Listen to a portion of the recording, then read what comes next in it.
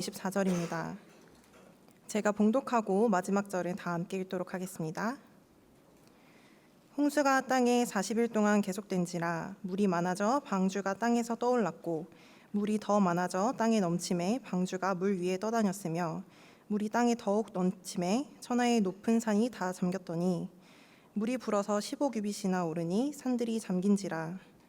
땅 위에 움직이는 생물이 다 죽었으니 곧 새와 가축과 들짐승과 땅에 기는 모든 것과 모든 사람이라. 육지에 있어 그 코에 생명의 기운에 숨이 있는 것은 다 죽었더라. 지면의 모든 생물을 쓸어버리시니 곧 사람과 가축과 기는 것과 공중의 새까지라. 이들은 땅에서 쓸어버림을 당하였으되 오직 노아와 그에 함께 방주에 있던 자들만 남았더라. 다 함께 읽도록 하겠습니다. 물이 150일을 땅에 넘쳤더라. 아멘.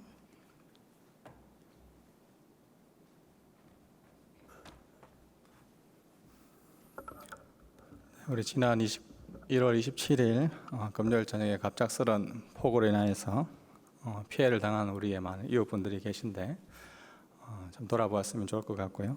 물론 우리 청년 지체들 가운데도 좀 있는 줄 압니다. 우리 목원들 식구들 잘 챙겨서 또 잘 회복하고 다시금 또 하나님의 사랑을 경험할 수 있는 그런 또 이 기간이 되었으면 좋겠습니다. 제가 다니던 대학교에 산 아래에서 이제 건물이 지어져 있었는데요. 가끔씩 이 산사태가 일어나 피해를 입곤 했습니다. 어느 여름 이제 동아리방에서 친구들과 함께 쉬고 있었는데 예상치 못한 그러한 물들이 막 이제 폭우가 내리기 시작했고요. 하늘 위를 바라보는데 천장에서 물이 툭툭 떨어지는 거예요.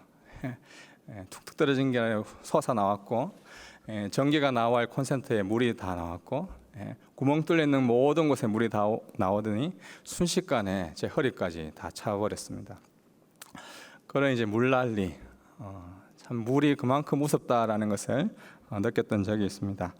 쉬지 않고 비가 쏟아져 내리면 아무리 튼튼하게 지어진 건물이라 하더라도 예기치 못한 그러한 일들이 일어나곤 합니다. 두세 시간 강한 비가 쏟아져 내려도 하수구 물을 받아들이지 못하고 물이 다 이렇게 넘쳐서 범람하여서 피해보는 일들이 일어나는데, 만약 밤낮 쉬지 않고 계속해서 비가 내린다면 여러분들 어떤 일이 일어나게 될까요? 참 하나님께서 만드신 세상은 보기에 심히 아름답고 좋았습니다. 질서가 잘 잡혀있고 정돈된 그러한 세계였습니다.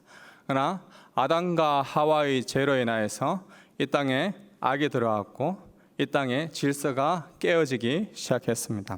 창세기 6장에 보니 사람의 악이 세상에 가득한 것과 그 마음속에 품는 모든 생각들이 항상 악한 것임을 보시고 하나님께서 물로 세상을 심판하시기로 약속하십니다. 이때 모든 사람이 다 멸망받아야 했지만 그 중에 이 노아를 선택하여서 방주를 만들도록 하였습니다. 기본적으로 잣나무를 통해 방주를 만드는데 방수를 위하여서 또한 역청을 칠했습니다. 그리고 1층, 2층, 3층으로 만들도록 했죠. 방주를 얼마 동안 만들었을까요? 1, 2년도 아니고 120년이라는 그런 세월 동안 배열을 만들었는데 하나님께서 말씀하신 대로 노아는 순종하여서 이 방주를 완성하였습니다. 드디어 때가 되자 이 노아 식구들과 각기 다른 종류의 짐승들 이 두 쌍씩 이제 배에 탔고 노아가 600세 되던 해에 비가 내리기 시작했습니다. 우리가 지난번에 겪었던 그렇게 엄청나게 비가 내리던 그 순간들이 두세 시간에 걸치는 것이 아니라 밤낮으로 40일 동안 주야로 비가 내렸다라고 나옵니다. 오늘 읽었던 창세기 7장 17절 이하에 보면 처음엔 낮은 지역부터 시작해서 사람이 사는 모든 지역 또 산들이 다 물에 잠겨서 온 세상이 다 물로 심판을 받게 되었습니다. 방주에 탄 노아와 그의 가족 그리고 짐승들 외에 숨쉬는 모든 사람들과 동물들이 다 심판을 받았습니다. 오직 방주에 남은 자들만이 심판 가운데 구원을 받게 되었죠. 노아와 그의 아내 셈과 함과 야벳 세 아들과 그의 며느리 8명의 식구들만 살아남습니다. 방주를 타고 이 홍수 가운데 그 배 위에 있었던 그들의 마음이 어떠했을까요? 그들이 배를 짓는 지난 120년 동안의 세월 속에서 전혀 예상하지 못했었고 도저히 상상할 수도 없었던 그 심판이 지금 그 8명의 식구들 가운데 펼쳐진 것을 보고 얼마나 두렵고 떨리는 마음이 있었을까요? 또한 한편으로는 우리 가족을 구원하여 주신 하나님께 얼마나 기쁨과 감사의 기도를 드리게 되었을까요? 약속을 결국 성취하시는 그 하나님을 얼마나 경외하며 나아갔을까요? 오늘 여러분들과 함께 이 방주 안에 남은 자들을 이끌어 가시는 그 선하신 하나님의 섭리들을 구체적으로 살펴보고자 합니다. 먼저 방주에 없었던 것이 한 2가지가 있었는데, 첫 번째는 방주의 속도를 컨트롤할 수 있는, 동력을 컨트롤할 수 있는 것이 없었습니다. 보통 여러분들이 상상하신 대로 배에는 덫이 있습니다. 그리고 노를 닿아서 저어서 빨리 가거나 늦출 수 있는 그러한 기능들이 있습니다. 그런데 하나님이 노아에게 설계하도록 한 방주에는 속도를 조절할 수 있는 이 동력 장치가 없습니다. 동력이 없으면 빨리 가거나 느리게 가거나 할 수 있는 그 노나 덫이 없으면 파도 치는 대로, 바람 부는 대로 갈 수밖에 없습니다. 그럼에도 불구하고 하나님은 방주를 그렇게 설계하셨습니다. 왜 그랬을까요? 노아와 그의 가족들이 탄 방주는 오직 하나님이 인도하시는 대로, 하나님께서 이끌어 가시는 대로 항해하는 것이 가장 안전한 길이었기 때문입니다. 인생을 빨리 가야 할지 아니면 쉬엄쉬엄 너릿너릿 가야 할지, 오늘날 우리는 이러한 인생의 속도를 내가 결정할 수 있다라고 생각합니다. 그리고 내가 결정하는 그 인생이 가장 합리적이고 가장 안전한 방법이다라고 우리는 여기며 나 중심으로 살아갑니다. 그러나 막상 인생을 살다 보면 어떻습니까? 내 마음대로 인생의 속도가 잘 조절되던가요? 설령 내 마음대로 조절되는 것처럼 보일지라도 우리 인생은 항상 불안하기만 합니다. 왜 그럴까요? 내가 늘 조급한 마음을 가지고 내 인생을 바라보고 이 속도가 맞는지 아닌지 우리는 알 수 없기 때문에 그렇습니다. 너무 인생의 속도가 나지 않아서 늘 답답한 마음을 가지고 살아가는 그러한 청년이 있을지도 모르겠습니다. 주 안에서 부름받은 청년 여러분, 청년의 때 스스로 가장 귀중하다고 느끼는 것이, 느껴야 되는데 그렇지 못하는 것이 있다면 저는 그 중에 하나가 바로 이 시간이다라고 생각합니다. 스스로 빨리 가보기도 하고 여유를 가져보기도 하지만 항상 불안하고 두려움을 느끼는 그 가운데 우리는 시간을 낭비하고 있죠. 오늘 방주 안에 남겨진 자들의 삶을 통해서 우리가 먼저 기억해야 할 것은 하나님이 구원하신 백성들의 삶의 속도를 정하신다는 것입니다.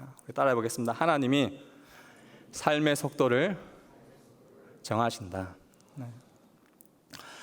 결혼하는 것, 또 직장을 가지는 것, 그리고 모든 만남 속에서 우리는 너무 늦었다라고 생각하며 느끼실 때가 있고, 때로는 내가 너무 빨리 가고 있다라고 느낄지도 모르겠습니다. 그럼에도 불구하고 구원받은 주의 백성들은 모든 인생의 속도 가운데 하나님께서 우리 인생의 속도를 컨트롤하고 계시는구나, 그것을 기억하는 것이 바로 방주 안에 남은 자들이 첫 번째로 기억해야 할 것입니다.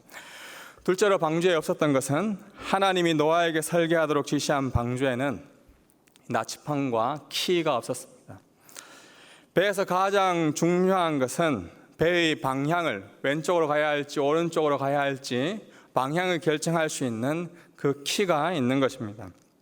선장의 손에 잡힌 키에 따라 배는 항해하게 됩니다. 그러나 노아의 방주에는 방향을 컨트롤할 수 있는 그 키가 없었습니다. 다시 말하자면 방주 안에 남은 자들이 가야 할 방향을 바른 길로 인도해 가시는 건 그들이 붙잡고 있을 키가 아니라 모든 세상 만물을 주관하고 계시는 그 하나님께서 그들의 키를 붙잡고 있다는 그 사실입니다. 우리가 청년의 때 가장 고민되고 어려운 것들은 무엇인가, 우리가 무엇을 선택해야 될지, 어떤 방향으로 가야 할지 고민하는 것, 결정하는 것이 가장 힘들고 어려운 것 중에 하나입니다. 어느 방향으로 가야 할지 끊임없이 고민하고 우리는 드라이빙합니다. 분명 시작할 때만 하더라도 야, 정말 이거 잘 선택했다, 역시 이 직장이 최고야, 역시 이 학교에 들어오길 잘했어, 그렇게 했었을 때가 있었는데 금세 시간이 지나 보니 이 직장은 나와 아닌 것 같다. 이 학교는 나와 아닌 것 같다. 그렇게 생각했던 때가 있지 않습니까? 분명 이 사람을 만나면 이제 결혼할 수 있을 것 같았는데 상대방이 변화된 마음을 돌이킬 수 없을 때 나의 선택에 좌절하고 상심하고 때로는 우리가 마음의 상처가 찾아오기도 합니다. 저와 함께 또 오늘 청년부에 올라온 우리 신입생들이 있는데요, 고민 끝에 아마 학과를 결정했을 것입니다. 이 학과가, 이 학교가 정말 나에게 맞는 것인지는 앞으로 아마 두고 볼 일이겠죠. 항상 불안과 두려움이 가득한 것이 우리의 인생입니다. 이러한 마음과 생각이 들 때마다 우리가 기억해야 할 것은 방주 안에 남은 자들의 방향을 결정하시는 그런 분이 따로 계셨거나, 그처럼 우리 인생의 방향을, 방주 안에 남은 자들의 우리 인생의 방향을 하나님께서 지금도 이끌어가고 계시구나라는 것을 우리가 믿는 그 믿음이 우리에게 필요합니다. 마치 인생은 우연히 흘러가는 것이니 그저 아무것도 하지 않고 그냥 주사위 던지듯이 기다리고 있으라는 그런 말은 아닙니다. 모든 인생은 운명과 팔자가 있으니, 다 정해져 있으니 그 운세를 믿고 따라라라는 그 말도 더더욱 아닙니다. 오직 하나님만이 방주 안에 남은 자들을 가장 적합하고 선한 길로 바로 여러분들을 인도해 가고 있다는 그 사실을 믿으시기 바랍니다. 우리 인생 또한 실패한 것 같고 그동안 잘못된 선택을 해서 망쳤다는 그런 생각들, 저 사람을 만나지 말았어야 되는데, 이 직장에 들어가지 말았어야 했는데, 이 학교에 들어가지 말았어야 했는데, 내가 이 학과를 선택하지 말았어야 됐는데, 그러한 마음이 든다 할지라도, 그러한 생각이 든다 할지라도 하나님께서 우리의 방향을 결정하고 계신다. 내 인생의 끝 가운데 결국 하나님께서 내 인생을 드라이빙하고 계시구나. 내 인생은 주님께 맡겨야 되는 그러한 인생이구나. 그 믿음으로 걸어가는 우리 청년들 되기를 주님의 이름으로 축복합니다. 여러분, 어떻게 뉴질랜드에 오게 되었습니까? 일찍부터 부모님이 이민 오셔서 여기에서 태어나서 자라난 분들 계실 것이고, 초등학교, 중학교, 고등학교 때 이민을 왔거나 유학을 와서 이곳에 오신 분들도 계실 것입니다. 여러분이 이곳 뉴질랜드, 그리고 오늘 2월 5일 이 하늘의 교회 오클랜드 이곳에 있다는 것은, 내가 3주만 방문한다 하더라도, 한 달만 방문한다 하더라도, 여러분들이 지금 저와 말씀을 함께 듣고 상고하는 이 순간만 하더라도 하나님께서 여러분들을 이곳으로 불러주셨다는 그 사실을 믿으시기 바랍니다. 사실 저는 이 뉴질랜드인지 네덜란드인지 나라 이름도 헷갈리던 그러한 시절에 잠시 여행과 쉼을 위해 이 땅에 오기로 이제 비행기 표를 끊고 왔었습니다. 비지터 비자로 왔다가 지금까지 사역을 하고 있습니다. 제가 왜 이곳에서 사역하고 있는지 저도 아직 모르겠습니다. 오클랜드의 사역자로 섬기게 될 줄 저는 꿈에도 몰랐습니다. 그리고 오늘부터 청년부에서 이렇게 여러분들을 만나 말씀을 전하는 자로 섬기고 있습니다. 이 또한 전혀 제가 생각했던 방향과는 다른 일이었습니다. 그렇다고 여러분들을 만나고 싶지 않았다라는 그런 것은 아닙니다. 우리 인생이 자기 마음대로 흘러간다면, 자기 뜻대로 하고 싶은 대로 살아간다면 인생의 질서가 잡히지 않겠죠. 저는 앞으로 제 인생도 어떻게 흘러갈지 모르겠습니다. 제가 여기서 1년에 있을지, 2년에 있을지, 3년에 있을지, 5년에 있을지, 10년에 있을지 저는 모르겠습니다. 그러나 확실하게 믿고 신뢰하는 것은 하나님께서 내 인생의 키를, 하나님께서 내 운전대를 붙잡고 계시기 때문에 내가 살아가는 이 길이, 내가 지금 서 있는 이곳이 믿을 만한 곳이구나 하는 것은 깨닫습니다. 하나님은 왜 실수가 없으시고 분명 나보다 나를 더 잘 아시는 분이시기 때문입니다.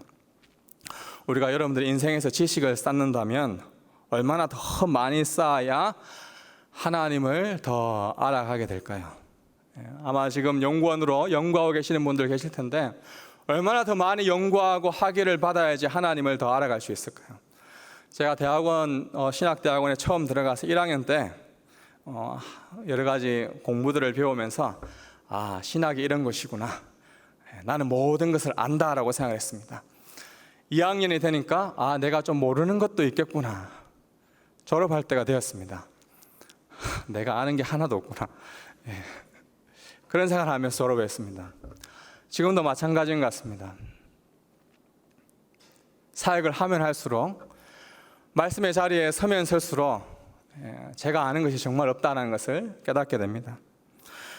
우리가 많은 경험을 해서 바른 길을 갈 수 있다면 얼마나 많은 경험을 해서 시행착오를 겪어야 우리가 바른 길을 갈 수 있을까요? 내 인생의 모든 방향과 키, 운전대를 하나님께 맡기십시오. 나보다 나를 덜 잘 아시는 주님께서 우리의 인생을 드라이빙하고 계십니다. 세 번째로 우리가 기억해야 할 것은 방주의 독특한 설계 중 하나는 옆으로 난 창문이 하나도 없었고 오직 위로 난 창 하나밖에 없었다는 사실입니다. 오직 창은 하늘로 뚫린 창뿐이었습니다. 이 창을 통해서 노아는 하늘만 볼 수 있었습니다. 만약 방주에 여러 창들이 있어서 노아가 옆에 있었던 그 심판의 장면들, 여러 홍수의 그 범람하는 그러한 장면들을 보았다라고 한번 생각해 보십시오. 아니, 폭풍우 가운데 홀로 남겨진 그 방주를 덮치고 있는 주변 환경들을 계속 바라보아야 한다고 한번 생각해 보십시오. 얼마나 큰 스트레스와 끔찍함이 그에게 있었겠습니까? 답답하고 막막한 것처럼 느끼실지 몰라도 많은 것을 보지 않고 오직 하늘만 바라볼 수밖에 없는 그 인생이, 때로는 우리가 하늘만 바라보는 그 인생이 참 복된 인생이구나라는 것을 우리는 깨닫게 됩니다. 오늘날 우리는 스마트폰을 통하여서 또 랩탑을 통하여서 인스타나 페이스북이나 유튜브나 많은 정보 속에서 여러분들이 많은 지식들을 습득하고 취합합니다. 그리고 어떻게 이 길을 가야 될지 선택하고 바라보고 있습니다. 여러 가지 비교하다 보니 참 편리하고 좋은 것은 생겼지만 사실 막상 보니 너무 많기 때문에, 너무 정보를 많이 습득했기 때문에 선택할 수 없는 선택 장애들이 오히려 더 우리에게 많이 나타나고 있습니다. 더 많은 각종 질병들과 아픔들이 오히려 더 많이 생겨나고 있는 것이 오늘날의 참 아이러니한 일입니다. 더 많이 보고 더 많이 알고 더 많이 가지면 더 좋을 줄 아는데 꼭 그런 것만은 아닙니다. 중요한 것은 정말 내 인생의 나의 니즈, 나의 필요가 무엇인지 나도 모르는 나의 니즈를 알고 계신 그 하나님께서 나를 지금 바라보라고 하시는구나, 나를 지금 이끌어가고 계시는구나, 내 방향을 결정하고 있구나, 그것을 깨닫고 위로 난 그 창을 바라보는 것이 우리가 지금 나아갈 길입니다. 얼마 전에 저희 집에 셋째가 생겼습니다. 저에게 이제 아들 둘이만 있었는데요, 저에게 드디어 이제 딸이 생겨났죠. 생각해도 막 웃음이 납니다. 지금 참아야 되는데. 품에 안겨 있는 그 아이가 주로 하는 일이 무엇일까요? 한 세 가지가 있습니다. 첫 번째는 이제 먹는 일입니다. 두 번째는 자는 일입니다. 세 번째는 그 일입니다. 맞죠? 일 보는 거죠. 이 세 가지 일만 거의 합니다. 이 모든 필요를 그 아이가 어떻게 다 채울 수 있을까요? 단 한 가지, 응애 우는 것입니다. 울면 어떻게든 해결이 됩니다. 저에게 이제 셋째의 자녀이지만 여전히 이 아이가 울 때, 이 울음은 먹고 싶어 하는 것이구나, 이 울음은 지금 잠을 자고 싶어 하는 것이구나, 이 울음은 지금 기저귀를 갈고 싶어 하는 것이나 잘 모르겠지만 아이가 계속해서 울다 보면 어떻게든 해결해 줍니다. 우리의 신앙생활도 어떻게 보면 이렇게 좀 간결하고 단순해질 필요가 있습니다. 그저 부모를 향해 울음을 터뜨리듯 하늘을 향해 열려있는 그 창만을 바라보고 하나님께 부르짖는 그 단순함, 아기와 같은 그러한 단순함이 우리에게 필요합니다. 오직 하나님이 말씀하시는 그 말씀에만 귀 기울이는 단순함이 필요합니다. 내 인생에 너무 많은 창문들이 가득하여서 옆과 세상을 너무 바라보고 있지는 않습니까?